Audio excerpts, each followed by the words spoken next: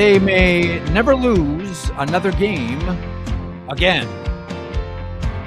Talking about the Edmonton Oilers, like who else, right? 6 comebacks yesterday, self-inflicted wound, surrender a 2-goal lead in the third period, come back to win in overtime. In the signature Edmonton overtime play, McDavid to Draisaitl. Stop me if you've seen that movie before. And just as an aside, how big do you think Connor McDavid's eyes got last night when he saw right in front of him in overtime, Draisaitl on his left, Alex Pietrangelo in between them, and right in front of Connor McDavid, Jack Eichel, who went number 2 when the draft was here, as a matter of fact, where we are in Sunrise, and a forward. And how good did it feel for McDavid to breeze by Jack Eichel last night and feather a gorgeous pass through Alex Pietrangelo to Leon Draisaitl, who's not going to miss from there. One thing I do want to point out about last night's game, and I mentioned this on the show yesterday after game 1 between the Edmonton Oilers and the Vegas Golden Knights. He's not going to get a lot of ice time. He didn't even get 10 minutes last night. But Vasily Podkolzin, every time he's out there, does something. And last night was a big night for a guy playing minimal minutes. Like, let's have a quick look here at the game sheet. So last night, Vasily Podkolzin played 9 minutes and 27 seconds. So you think to yourself, okay, how much of an effect is he going to have on the game? Sure, we saw the goal, but it's a goal, it's an assist. And every time he's out there, he's trying to break something.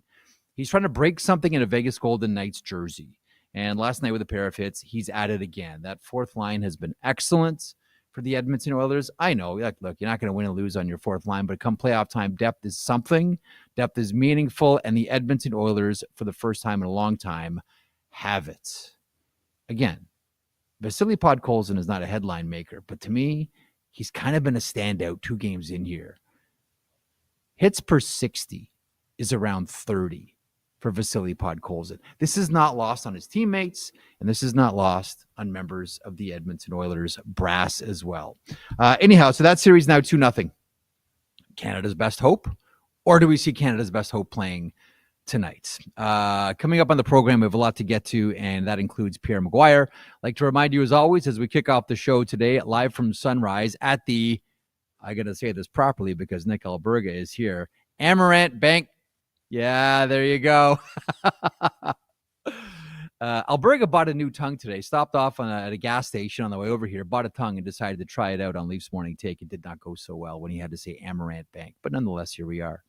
Coming up on the program today, we like to always remind you, Daily Outline presented by FanDuel. Make every moment more with North America's #1 sports book. Those are our friends. Those are our partners. Those are the good people from FanDuel who contribute a lot to this program. Pierre McGuire is going to be stopping by in a little bit. So a lot to get to with Pierre. Not just the games last night, not just the games tonight as well, but also the coaching carousel. We'll get his thoughts on Joel Quenneville as the new head coach of the Anaheim Ducks. There is the Islanders situation, what they're going to do there with their general manager search.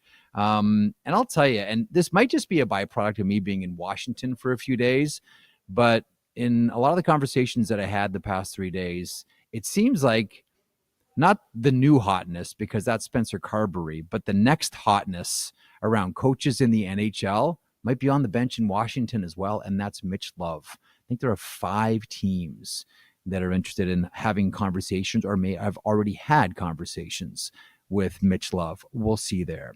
Bad night if you're watching us on YouTube, KNIGHT. Man, it was right there for Vegas as well. The Caps clean it up. Washington pulls even with the Carolina Hurricanes, headed back to Raleigh. Will the sun rise? I like the way Zach makes these headlines kind of vague, and I have to guess. And I'm guessing that means will the sun rise for the Toronto Maple Leafs tonight, or will the sun rise for the Florida Panthers tonight? Game 3 here at Amerant Bank Arena. For Nick Alberga there. And got a Jets. Looks like Josh Morrissey is in tonight for the Winnipeg Jets as they face off against, I don't know whether I should say they're facing off against the Dallas Stars or they're facing off against Mikko Rantanen. Because Rantanen has been, as we outlined yesterday, the story for the Dallas Stars. When you talk about hitting a stride, this is it. You know, remember when you played hockey and you would hit someone and you didn't even feel it? it just felt like you went right through the guy. Or if you're playing baseball and you really get a hold of one and it doesn't even feel like the ball hits the bat, that's where Rantanen is right now. That's how Yeah. Rantanen's feeling at this time. Everything he wants to do, he's able to do, and everything is clicking. Yeah, I used to teach hockey on like Sunday mornings against 6, 7-year-old kids, and then at the end you do like a little scrimmage and you'd skate around and do like keep away and You stuff with did them. not. Yeah. Yeah, that's how I imagine it's like for Mikko Rantanen right now. Except the difference is he's not doing it at a 3-on-3 rink in Newmarket. He's doing it Yeah. in the National Hockey League. So there's a Against little difference there. against elite level players on arguably the best regular season team this season, the Winnipeg Jets. All right, let's get to Pierre McGuire. This segment, a presentation of Budweiser. Budweiser is encouraging buds to make time for playoffs, not excuses. Every goal, every check, every win is better enjoyed with your buds. Phone a bud, text a bud, ping a bud, and call out their excuses for bailing on the playoffs. After all, the playoffs are the most wonderful time of the year. Make them count. When it's springtime, it's go time. And with that, we bring aboard our friend, the great Pierre McGuire, who joins me here on the sheet. First of all, Pierre, good afternoon. Thanks so much for doing this as always. How are you enjoying early returns here in the second round, my friend? I'm enjoying it very much. It's always great to visit with you, Jeff. Thanks for having me. You know, I know that the Carolina. I've been saying this lately because I was just in Washington for 3 days to check out games 1 and 2. The Carolina Hurricanes are an acquired taste. I just want to get your thoughts on this Canes Cap series here really quickly. So, game 1 did not go well. I talked to Brian McCullough the next day here on the show, and you could tell he was still upset about it. I don't think Spencer Carberry was thrilled about the effort from the Washington Capitals, but Carolina is just flat out a hard team to play against. That man on man, which you have to be like, yeah, it's like Rod Brindamore wants all of his athletes to be like triathletes. Like you have to be in such good shape to play that style of hockey. And it is so frustrating. But when there's a breakdown, there's a lot of open ice available, and every scoring chance is a grade A scoring chance. You have a quick thought on what we've seen between the Caps and the Canes so far through 2? I was really happy for Carolina fans in game 1. I was really disappointed for Caps fans in game 1. There was no physicality. It was a free pass night for Jacob Slavin. It was a free pass night for Sebastian Aho. It was a free pass night for Svechnikov. All the better players for Carolina had a free pass in game 1. You could see Tom Wilson said for game 2, that's not going to happen. They made it more of a muddy track. They made it a harder game. They started to impose more cycle game, which I think creates problems for that man-to-man that you're alluding to. Yep. You know, Jeff, I got to tell you, I'm shocked that more people aren't running a high cycle against them. I'm really shocked at that. And I'm not trying to pick teams, winners or losers, but I would say this. I think if you ran a high cycle against them and ran it with discipline, you could expose them a lot. You could get a lot of that open ice you were just talking about. It seems to me as if the motif for the game plan for the Washington Capitals is, and you already alluded to it, like Tom Wilson was hitting everything that moved yesterday. Wilson had a great game last night. He was fantastic, blocking shots, setting up that John Carlson power play goal was a tremendous pass and really highly intelligent play. But it seems as if they're sort of adopting the traditional philosophy of the way you beat the Carolina Hurricanes is through patience and waiting for the mistake and then pouncing. But when you're talking about a high cycle, like which team in the NHL do you think is best suited to break down what Carolina does man to man? Colorado used to be, but they're not playing anymore. They would be one of the teams I'd say, boy, oh boy, put them against Carolina. Let's see that high cycle with Nathan McKinnon, or let's see what they're doing with Charlie Coyle, or let's see what they're doing with Brock Nelson. You know, that 1-2-3 punch down the middle, even that Jack Drury 1-2-3-4, that would be a pretty dominant cycle game that you could have. But Dallas took care of business. I don't know how they did it, but they found a way to do it, and they moved on, and Colorado's done. But here's one thing that I think is really important about Carolina. Leadership is huge there, whether it's Jordan Stahl, whether it's Jacob Slavin, whether it's Sebastian Aho, or whether it's Brent Burns. And I don't think people talk enough, because they don't watch Carolina enough, about the standards that have been implemented there by their coaching staff and the standards that have been followed through by their leadership core players. I really don't think we talk about it enough. It's an impressive group. It really is. Slavin, like the Four Nations. If anyone didn't know Jacob Slavin by the time the Four Nations was done, everybody knew Jacob Slavin. I'm not sure how you felt about it, but I thought he was flat out the best player of the tournament. Of all the players that we saw at Four Nations, I thought Slavin was the best one, best player. Totally agree. Couldn't agree with you more. Absolutely. Okay, so one more final thing on Washington. I want to get into a coaching conversation with you here at some point in our talk, but the more, and this might just be a byproduct because I was in Washington for 3 days, but the conversations that I've been having with people about coaches and who are the candidates for a lot of these jobs and who are managers interested in, a lot of the conversations are coming back to Mitch Love. Now, Mitch Love, for our viewers and listeners, I mean, he comes from a hockey family. His dad, Harley, was a longtime scout in the Western League, Everett, Tri-City, and Saskatoon. He was a tough player, as you remember, Pierre. He doesn't coach that way, but he played that way. Really successful with the Blades in the Western League. Stockton as well. Calgary Wranglers, back-to-back AHL Coach of the Year. Really working well with Spencer Carberry in Washington. How many conversations have you had recently where the name Mitch Love has come up? Probably 5 or 6. Yeah. The names that I'm hearing the most, well, I heard Quenneville's name a lot, and obviously. Yep. Joel's now in Anaheim, but I heard Joel's name a lot. Rick Tockett's name I'm hearing prominently in a lot of places. Mitch Love's another name that I've heard substantially. Mike Van Ryan's name I've heard, the Toronto assistant coach that won a Stanley Cup in obviously St. Louis with Berube. Those are the names that I've heard. It doesn't mean there aren't other guys out there, because clearly there are other coaches. But those are the names I've heard the most.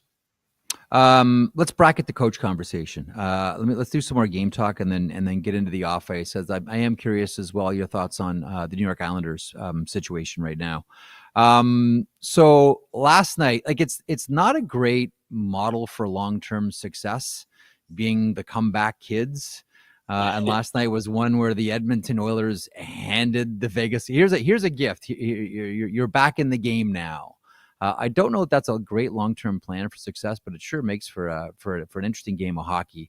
I was mentioning off the top of the show here today before you came on that through a couple of games here, Vasily Podkolzin, I know he doesn't play a lot, but he hits everything when he's out there. That fourth line with Janmark and Arvidsson, I know there was a bad trip in that game that got missed. I mean, that line is really doing damage. And last night we saw Podkolzin get on the score sheets.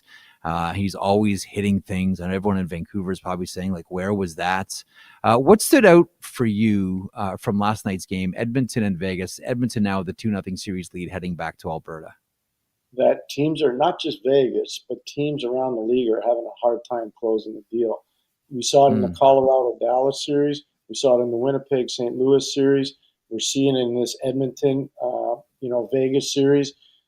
I don't know what's gone on, and I don't know if it's a byproduct of players paying attention to numbers more than they used to, puck possession numbers or Corsi numbers or things like that. But man, oh man, Jeff, the teams are having a hard time closing the deal. Now, Edmonton has something that most people don't have. They have this dynamic duo. And familiar vaguely. Last night, Batman and Robin went to work. I mean, come on, that was crazy. And it's not like Connor McDavid's walking just a pedestrian player. He's walking Jack Eichel. Yep. Like Jack Eichel, you can say whatever you want about him. Jack Eichel's an amazing player. He's a fantastic player. And McDavid made him look like a pedestrian average player who was just called up from the American Hockey League. And then obviously it's a great dish over to Draisaitl and he finishes it off. Edmonton deserves a lot of credit. I did not think Edmonton would beat LA. I really did not. And you look at McDavid and this is what he does. I mean, like that's Jack Eichel. That's not like a Sunday morning beer league game player that he's going against. And it's Alex and it's Pietrangelo beside him too. Like that's an elite level defenseman there. Yeah, it's a great all around play. He's trying to take away the pass, but he can't. So Jeff, I don't know. I didn't have them beating LA. I'm not going to pretend. I thought LA would win 4 home games. They had the best home record in the National Hockey League during the regular season.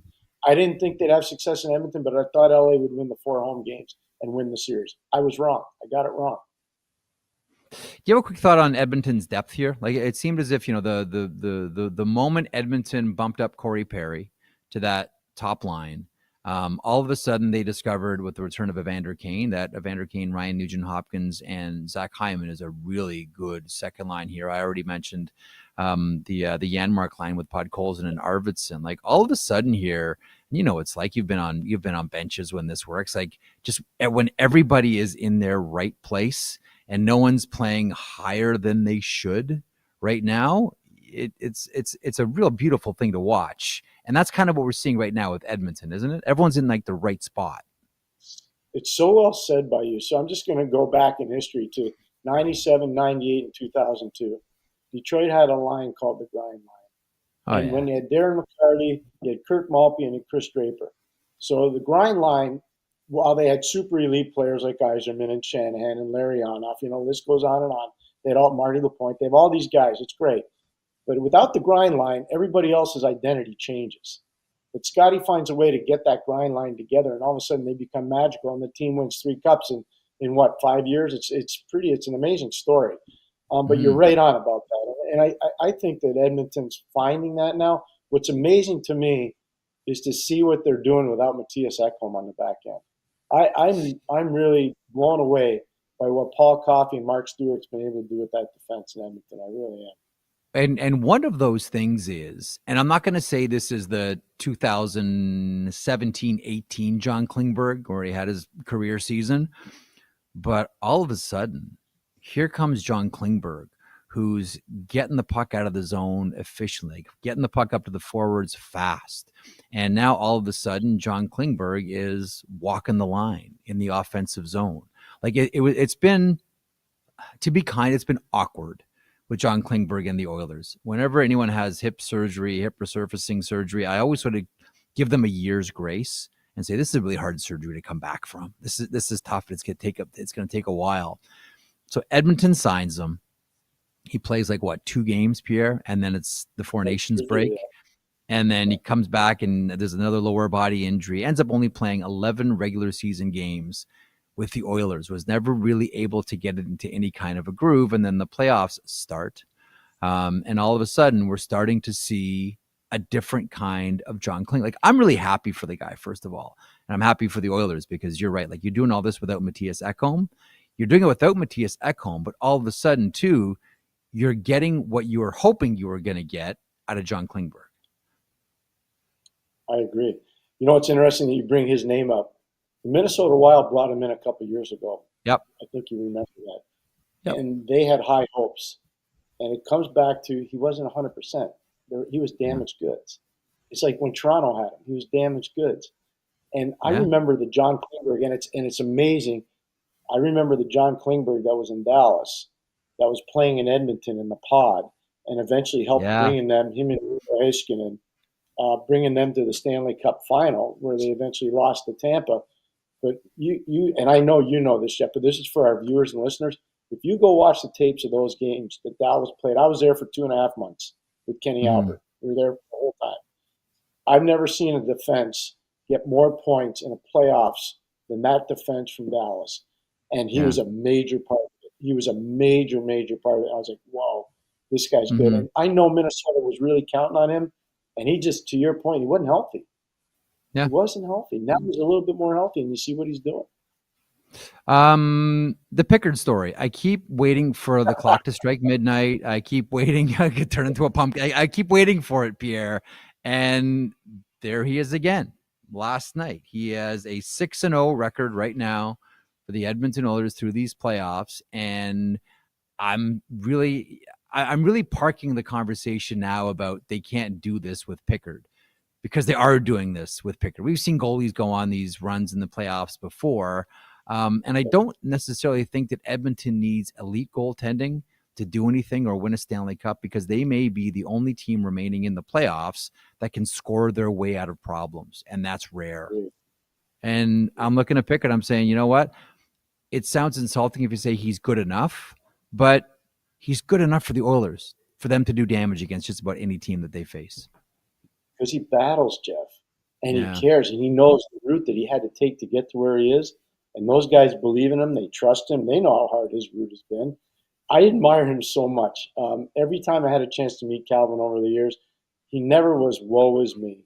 He cared about himself. He cared about his teammates. He was grateful for his opportunities, and he didn't quit on himself.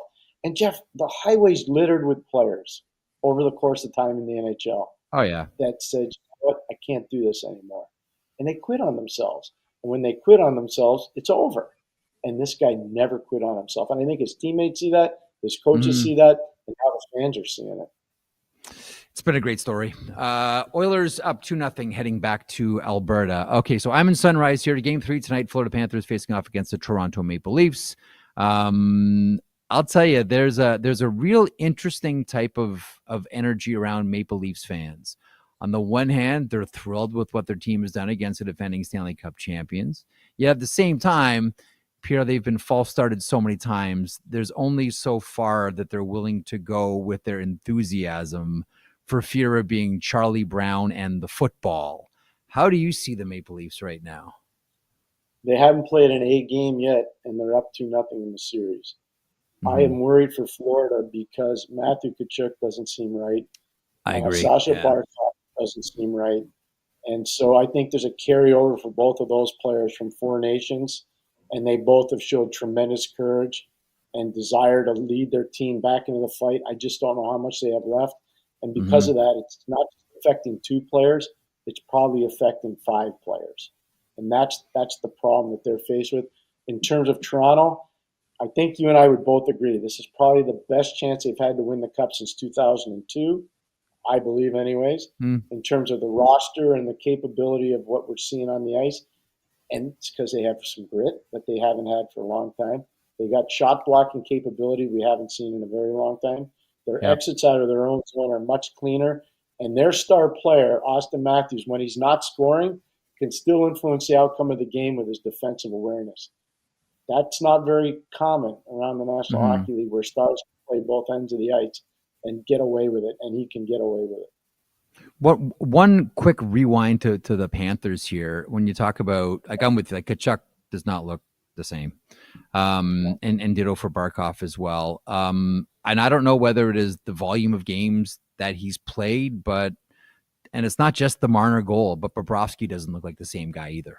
No, he really doesn't. No, it does not. I'm with you 100% on that.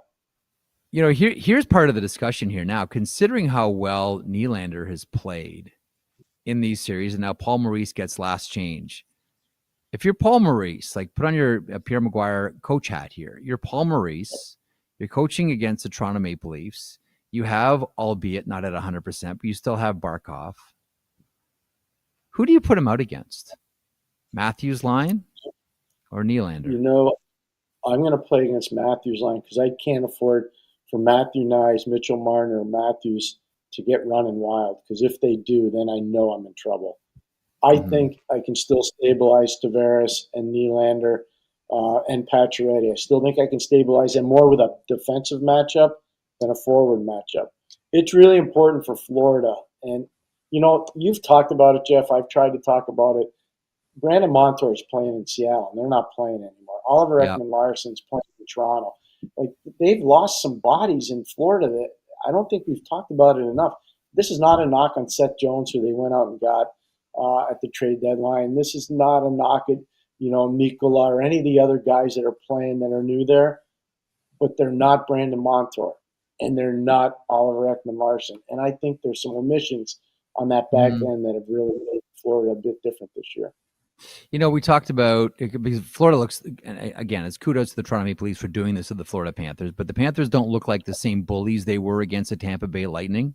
Tampa plays hard. You know this. Like, I know what the series didn't go 7, but is there a chance that Tampa, in a losing effort, took something out of the Florida Panthers? They did. I think you're spot on with that. And here's the other thing.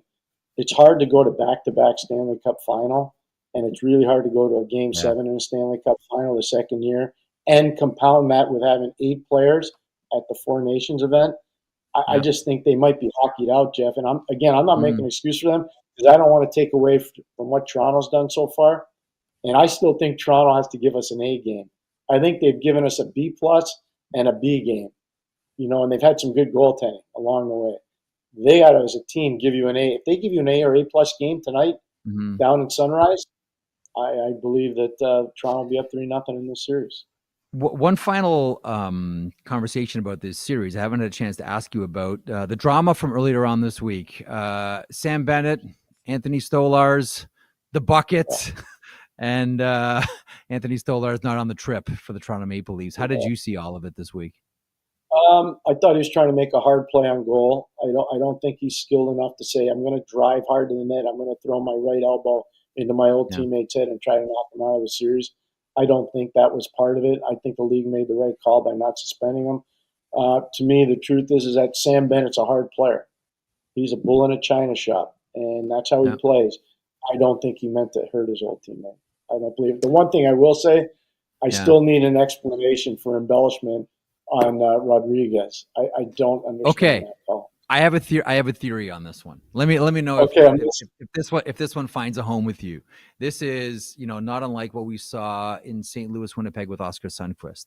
So I think we talked about this last time in the opening round, and it wasn't just one team and it wasn't just one player. It was every team every night. There was so much diving in the first round. There was so many guys embellishing in the first round. I really do wonder if, to start the second round, a memo went out from Stephen Walkom or whomever saying, look, if you're 50-50 on whether it's embellishment or not, call it, because we want to stop this. And I understand the point about the embellishment on Rodriguez. I get it. I wonder if that was a call to send a message to everybody else in the league saying, oof, if they're calling that embellishment, I need to think twice. Because I'm with you. I on its own, it doesn't feel like the right call there. But then I look at the first round and say, man, there's diving embellishments every night. Like, guys, stop it. I wonder if that is the NHL saying, oh, we'll put an end to this. Because on the next 50-50, he's getting an embellishment call. Again, so I'm gonna just buy my that. theory. I'm going to buy that theory. I'm buying. No, you convinced me. I'm buying. So here's what I need you to sell me on now. Okay. When are they going to do that? When are they going to do that same memo on cross-checking? I have never seen guys cross-check more in the face or in the neck area and no call. Like, you want to get rid of embellishment? I agree. But can we get rid of cross-check? Because we were supposed to in 05-06. Yeah. And for a long time, we did get rid of it. And now all of a sudden it's back. Well, there's a hearing tonight from one player for the Vegas Golden Knights, for Nicholas Waugh, who had the cross check in the face yesterday in overtime, which led to a 5-minute major and a crossbar at the end of all of it too. But yeah, I'm with you, especially around the boards too, right? Yeah. Especially around the boards. Anyhow, I don't disagree. I think we're seeing a lot of dangerous cross checks and cross checks that are riding up high, and there's a lot of cross checks. I'll be honest with you, a lot of cross checks that are sort of veiled with the shoulder. Like, you want to cross-check the player in the head, so you hit the shoulder first and ride up. So you have that plausible deniability that I wasn't going for the head. It just players are smart. Players are so smart. They know exactly what you're doing. I wasn't going for the head. I was going for the shoulder. It just happened to end up there. It's an interesting situation. We're going to see the Dallas Stars tonight. And we're going to see Mikko Rantanen again tonight. I started the show off talking to Zach Phillips, our producer, about Mikko Rantanen and how, it just must feel like this is Sunday morning beer league for him right now. Whatever he wants to, like, it's got to be the best feeling in the world as a player, where your brain tells you what it wants to do and your body says, okay, cool, we can do that. It's got to be just one of the most wonderful feeling in the world. And that's where Rantanen is at right now.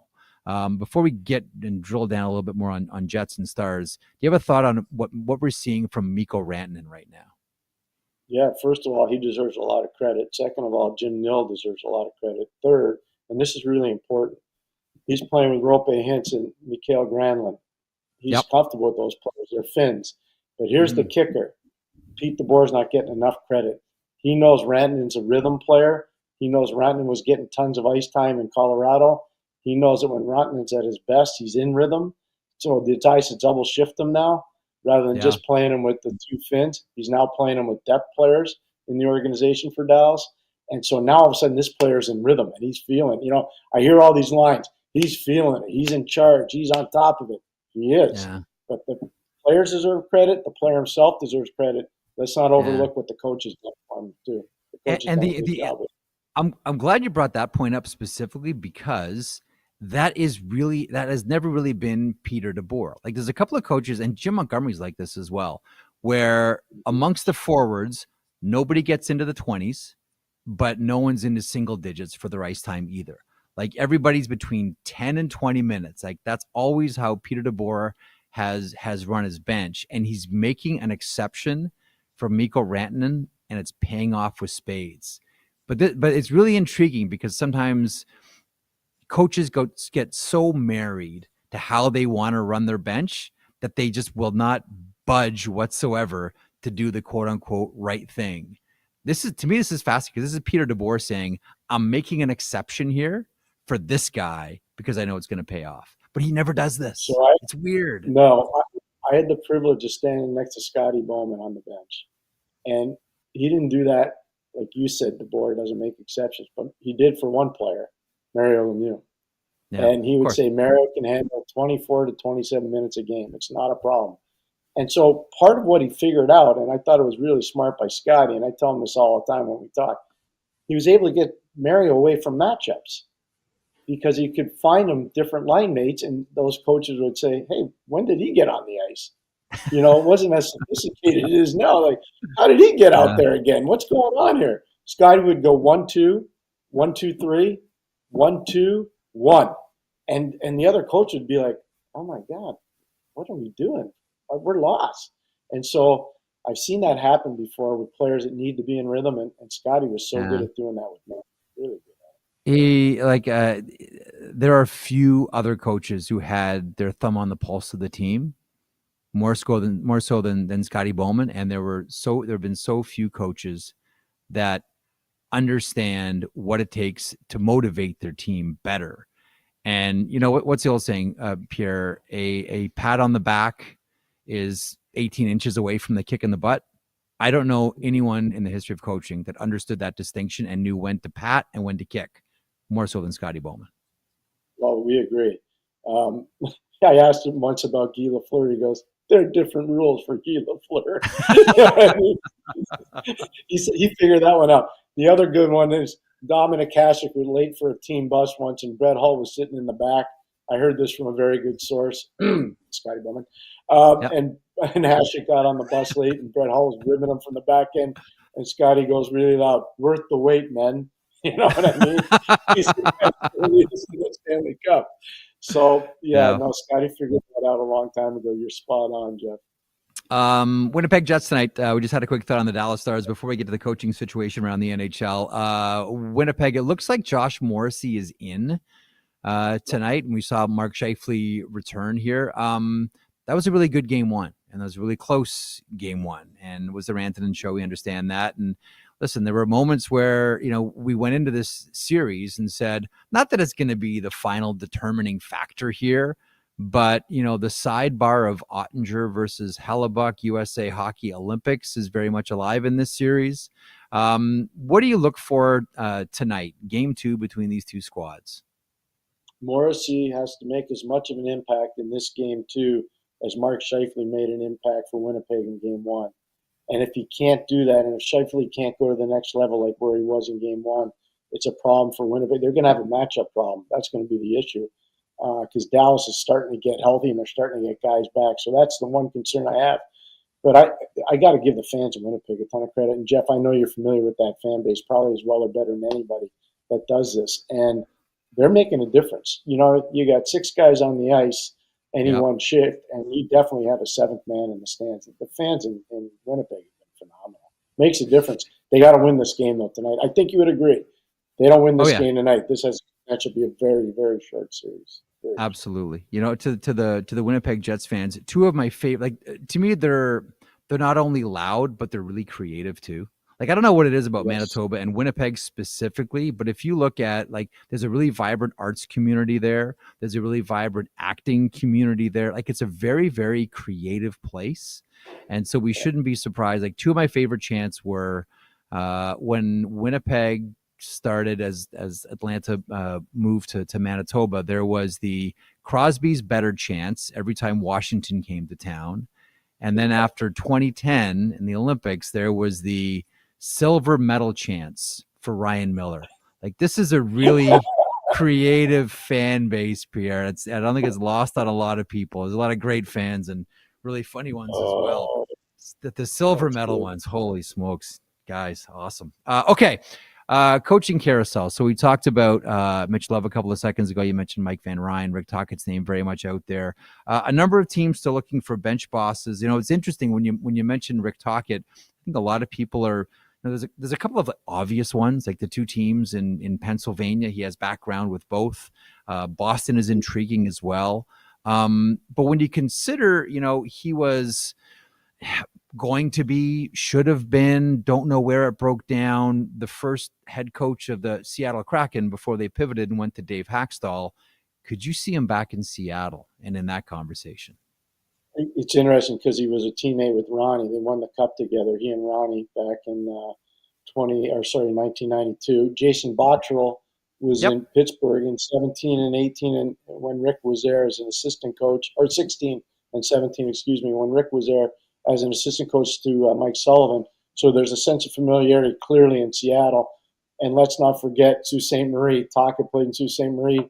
The president of hockey operations for Seattle played in Sault Ste. Marie too. So there's a bit of a relationship there. I could see that. I definitely could see that because the standards that he would present to the team come with Stanley Cup winning street cred. I think that matters a lot. And look, I'm friends with Rick. I want to be totally transparent. I had an amazing relationship with him. I have so much respect for him. I think he's a good fit in Philly. I think he's a good fit in Pitt. I think he's a good fit in Seattle. And the interesting thing is, I know we're looking for a GM in LA. I don't know if Jimmy Hiller's going back there or not. But if you look at the Pacific Division, Seattle needs a coach. Vancouver needs a coach. Anaheim just got a coach. Is LA going to need a coach? I mean, that division is kind of funky right now. It really is. And I think if you're Seattle and you get the right guy in there, and I think Tocchet's the right guy in a bunch of places, you got a chance to get better. I think so. You're on this better than anybody, but I'm just going to say it to our listeners. Anaheim was 10 points behind last year, 10 points behind Vancouver. They're 16 points behind Calgary. Joel Quenneville, I think, will be a 20-point difference maker. That's 10 games in the standings. I think Joel Quenneville can affect the outcome of 10 games over 82. That's 20 points. And that gets him in the playoffs. You know, and I'm with you. I think we all look at that. We look at that organization right now. Look at that team, and you see like McTavish is right there to take the next step. Carlson is right there to take the next step. Cutter Gauthier, we didn't talk about a ton, but Cutter Gauthier had a really good season. But the one that look at the back end. The back end is young and ready to explode as well. Ian Moore, for our listeners out there, is a second-round pick out of Harvard. They got a whack of young guys on the back end, a whack of them. Jackson Lacombe to me is the one. Every time I would watch Anaheim, that guy would pop. Every single game, that guy would. But the one guy that I keep coming back to there, and it's interesting, I was always told that in job interviews, Joel Quenneville only asks one question, who's our goaltender? Lucas Dostal is about to become a household name. Right? Like the future is now for that guy. More. I watch all their games because I'm a big fan of a lot of their young players. I think Pat's done a good job there for Beak. And it's Martin Madden Jr. is running their amateur scouting. They've done a great job there. But I like listening to Brian Hayward, who's their regional or local color analyst, because he knows goalies. He knows goalies really well. He's clearly a huge Dostal fan. And when I hear Brian endorsing him, especially when you consider some of the goalies Brian played behind or some of the guys he played with, very, very encouraged by that. I'm glad you brought Dostal's name up because I do think he's going to be the guy that pops and everybody's going to say, where did he come from? Let me float a name and a team at you. So I've wondered the last couple of years, and like, listen, people can do Zoom calls, so it doesn't really matter. But Todd Nelson with Hershey, his teams go to the final. His teams win AHL championships. And when the coaching interviews are all done and the decisions are made, he's still coaching. I wonder about Todd Nelson with a team like the Vancouver Canucks. Would that make some sense to you? Yeah, it does. So one of the things I can say proudly, he was part of our Penguins organization when our farm team was in Muskegon. He was an amazingly intelligent defenseman. I spent a lot of time with Todd over the years when he was playing in our organization. He came up, was a player on a 92 Stanley Cup winning team. People don't even know that about him. You could tell from those days that he was going to be a coach. How good he was going to be, nobody knew. But you could tell because his hockey sense was so exquisite. I think he's a guy that's been overlooked for a long time because precisely what you said. He's coaching well into the spring and almost into the summer. So many years in a row. And people are like, well, we got to make a choice, so we'll pick him the next time. You know what I mean? The poor guy, he's stuck out there. They obviously have to get going here. They got to get going against Lehigh Valley. Got to give Ian LaPerriere and the guys in Lehigh Valley Phillies farm team a lot of credit. They got a chance to get this thing done. But Hershey's been a good team in the American League for so long. It's really one of the blue bloods of the American Hockey League. Hershey Bears. Yeah, Bears could be out tonight. Lehigh wins tonight. All of a sudden, Todd Nelson is free to take calls and free to travel for interviews. And I hope he does get – you know what, Jeff? And I'm not trying to tell Kyle Dubas how to do his job, but I hope somebody's going to look in and say, you know what, this guy's got a Pittsburgh legacy to him. I hope somebody in the organization, whether it's Jason Spezza or somebody else in the organization, is going to say to Kyle Dubas, hey, before you were involved in hockey, this guy was actually playing on a Stanley Cup winning team when we were in Pittsburgh. Give him a shot. Give him a talk. Let's see what he does. He deserves an interview there, at least there, and maybe other places like you say, Vancouver. But I sure hope he gets a shot because he's a real high caliber person and coach. A couple of more names that I want to throw out at you, and these aren't like Rick Tocchet, Joel Quenneville, the heavyweights that we're all looking for landing spots here. Mike Sullivan, Marco Sturm with Ontario, and Jay McKee with the OHL Brantford Bulldogs.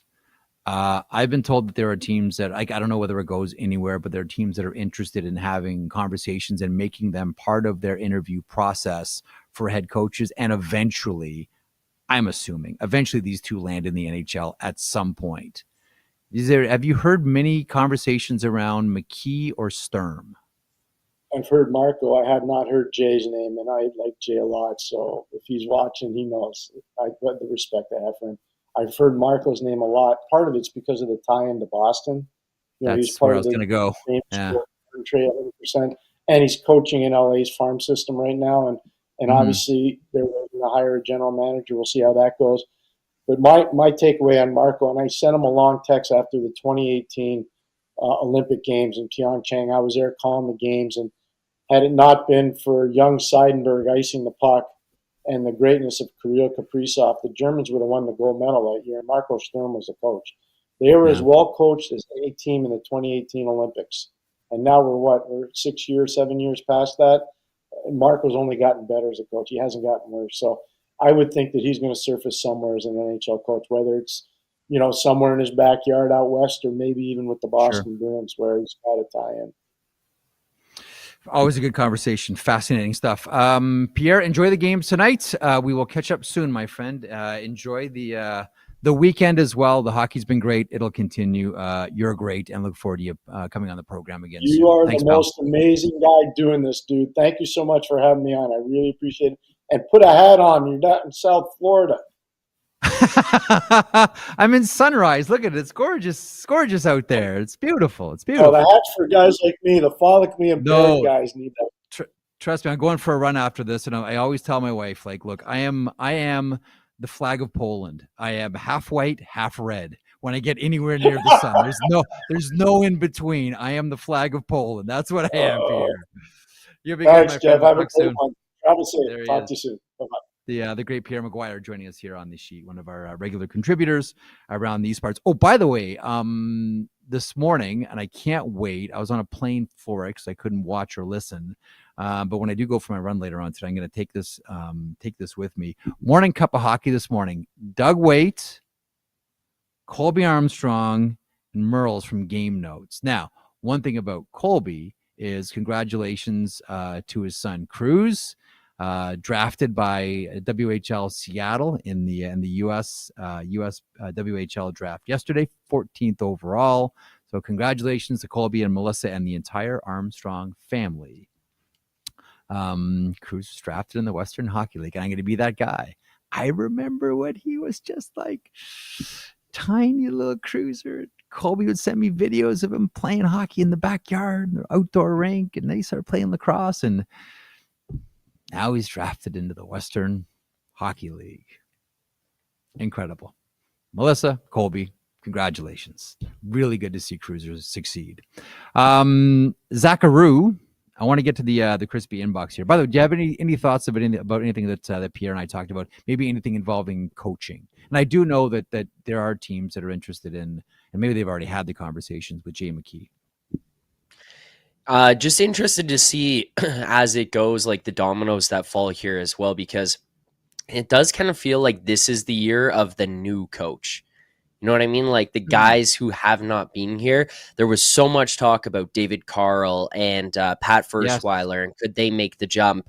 Obviously, David Carl goes back and stays at Denver, but Firstweiler's name was still out there. And then now we're hearing about all these other guys that you're throwing out. Sturm, McKee, we talk about Mitch Love. Like these names are coming up across every show that we're a part of here on the network, no matter where it is. It's just interesting to see how different that conversation has been this year than years past. Because, Jeff, I feel like maybe even last summer, the summers before that, it's like, oh, Berube, Quenneville obviously does get hired by the Ducks, so like just take that one off. But these older coaches who have been around, where could they go? Yeah. Where could they reshuffle? Now it's like, hey, here's these new guys who might steal some spots.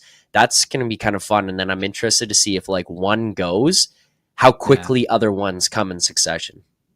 There's something that's really interesting that I don't know if we've talked about this before. Stop me if I've blathered on about this before, but over the past 15 years in the NHL, something interesting has happened.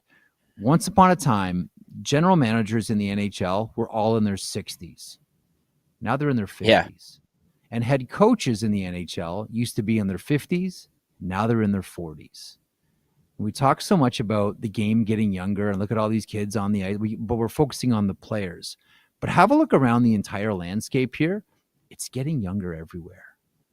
GMs in their early 50s, coaches in their early 40s. It used to be GMs in their 60s and coaches in their 50s. Like that's just the way that it was. And it's getting younger at those levels as well. Officials too, right? Like I look at I'll go back and look at old games. And how many of these guys couldn't touch their toes? How many guys were skating with barrels out there, huffing and puffing up and down the ice? Now, these are some of the best. These are some of the best skaters that we've ever seen in the NHL.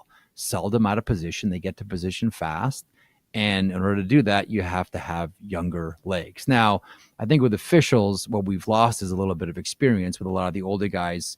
Retiring or maybe skating their way out of the game because they can't keep up anymore.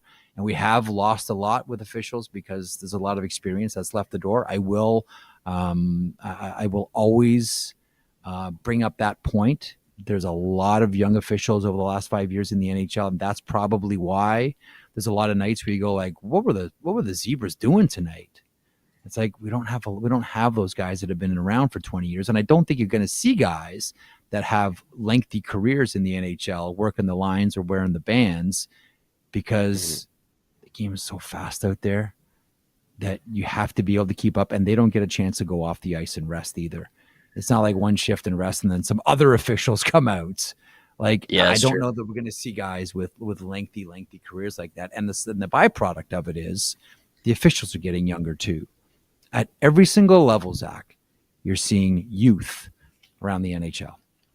Okay, crispy inbox time. I was told to watch Marco Sturm, by the way. Heads up on Marco Sturm. He may end up somewhere here. Time now for the crispy inbox, presented by Ninja Crispies 4-in-1 portable glass air fryer.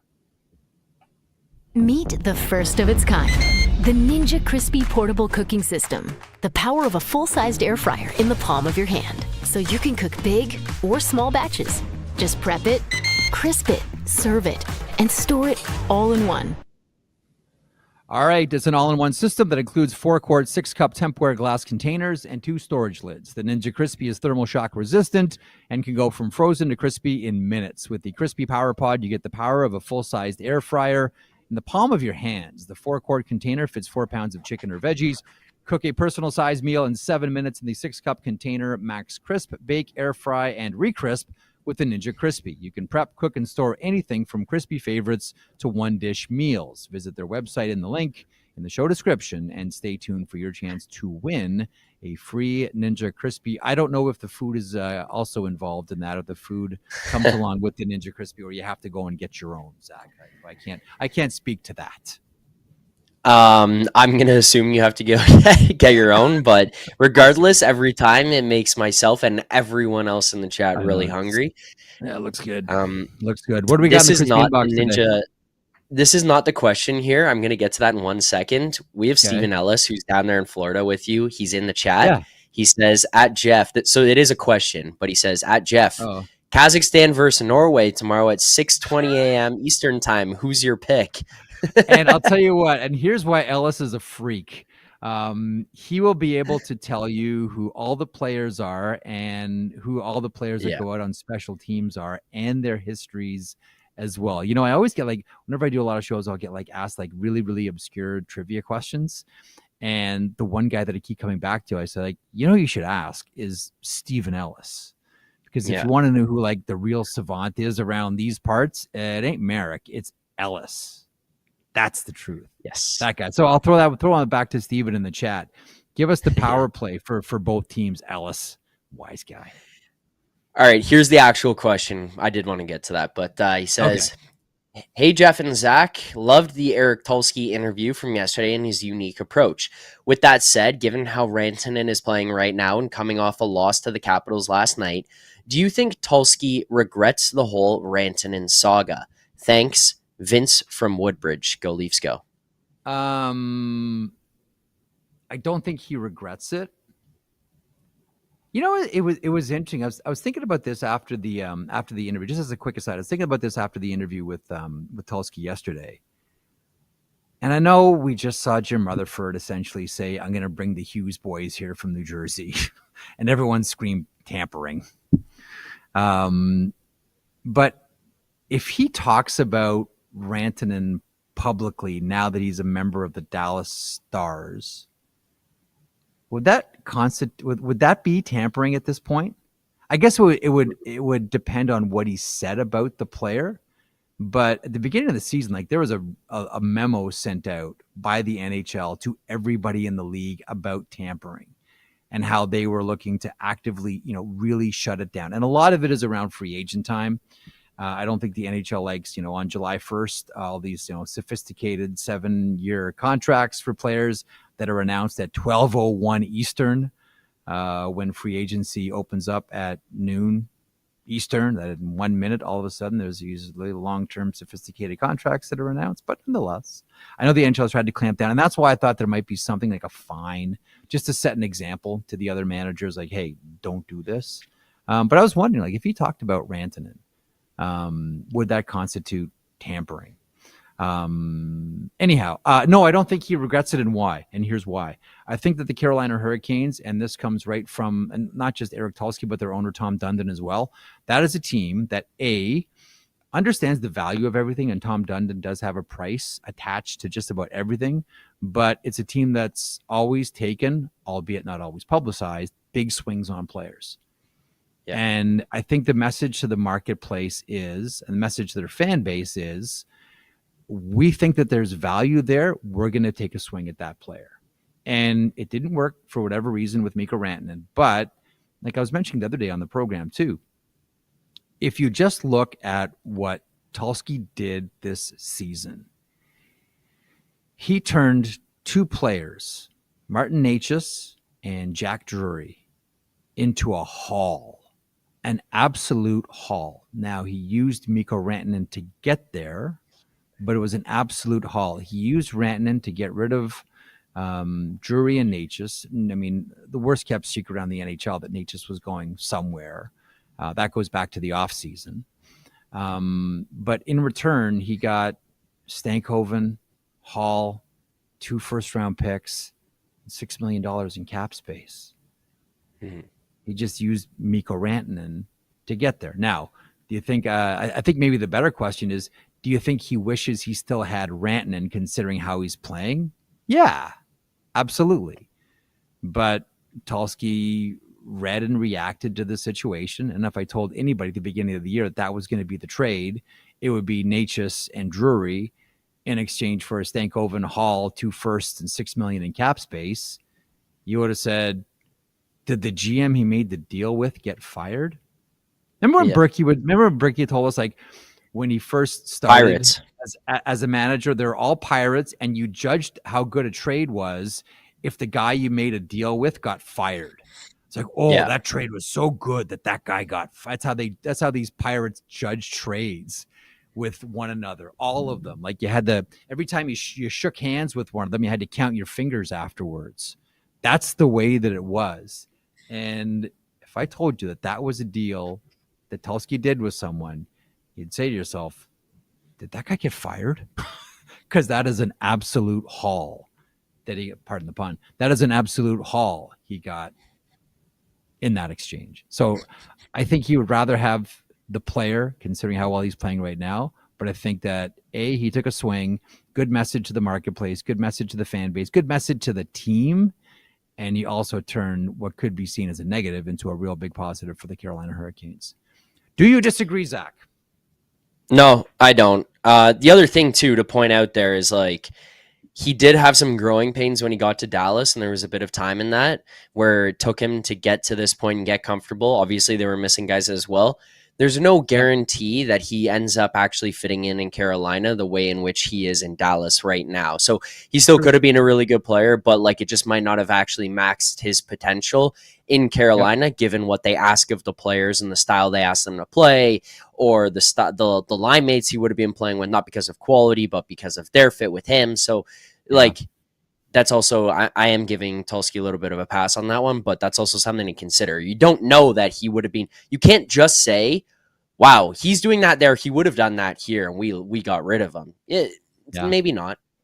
That's the other thing. It's situational. One thing before I wrap up here from Sunrise, and Game 3 tonight, Florida Panthers facing off against the Toronto Maple Leafs. CHL, the final series got underway yesterday with the Oshawa Generals and the London Knights.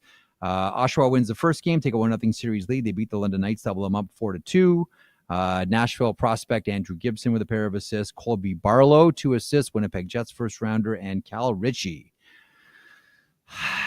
ex of the Avalanche, now of the Islanders. Like, that's what makes this like salt. This is even more like salt on the open wound for the Colorado Avalanche, because he was a big piece in the Brock Nelson deal. Cal Ritchie, Islanders prospect. Is it going to be Ken Holland and Matthew Darsh there? Cal Ritchie with a goal there as well. The QMJHL final goes tonight. It is Memorial Cup host Rimouski facing off against Moncton. So Moncton is automatically through now that Rimouski made the final. We'll see who wins the Q Championship. And the Western Hockey League final gets underway as well. Spokane faces off against Gavin McKenna and the Medicine Hat Tigers. So we're whittling it down here to see.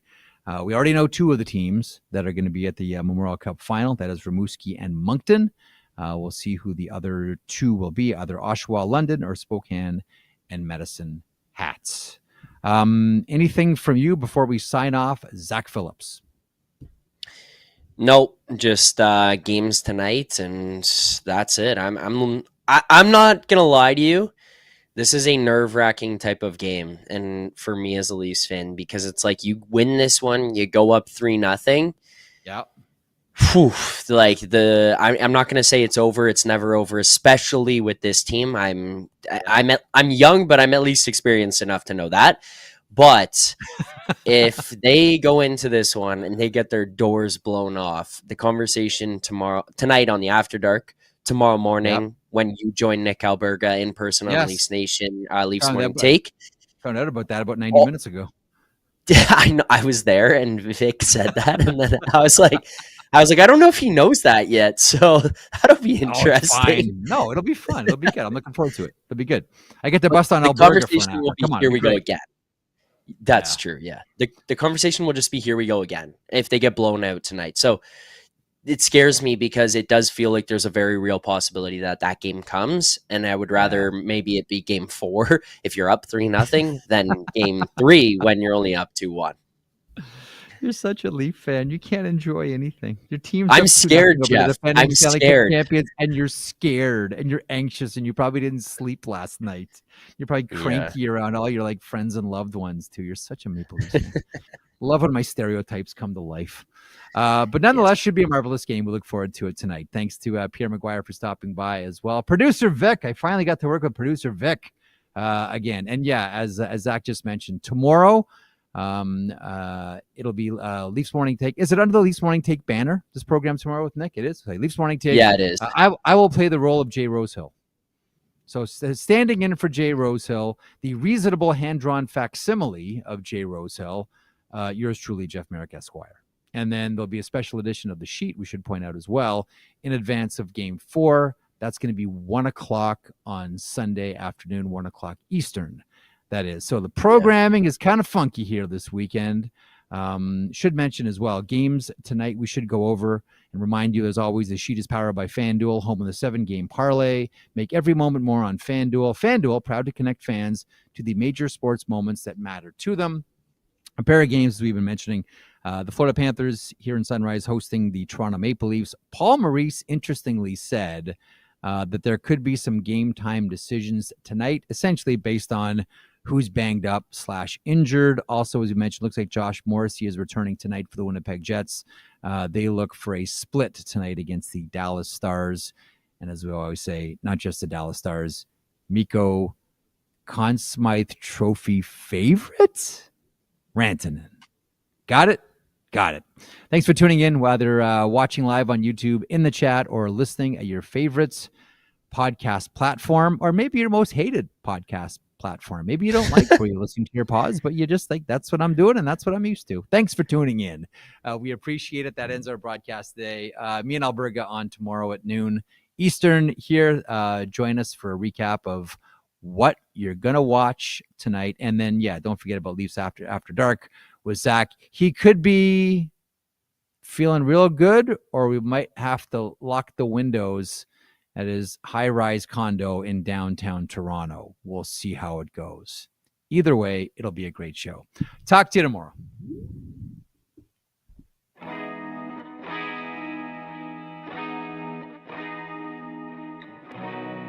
If you enjoyed that video, and we certainly hope that you do, please hit the subscribe button right there here at Daily Faceoff.